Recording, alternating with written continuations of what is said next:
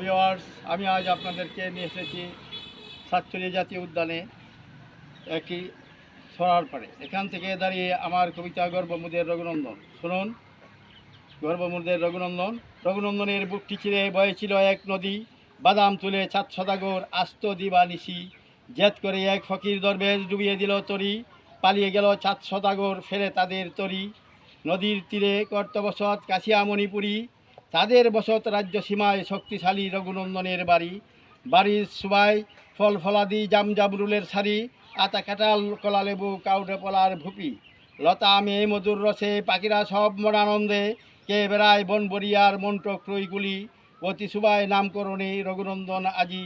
রঘুনন্দনের বৃক্ষরাজি শাখায় কত গুগুর বাড়ি, মিশ্র পাখি পশুর ডাকে কেক শিয়ালরা ডাকছে সুরে। নাদির শাহের নাদির বাড়ি প্রতিমধ্য রইল সাজি, শাহজালালের আজানের ধ্বনি জ্বরে পড়ল গোবিন্দের বাড়ি। গড় গোবিন্দ শিলের ছাড়ি, লুকায় মাতা ওই রঘুর বাড়ি।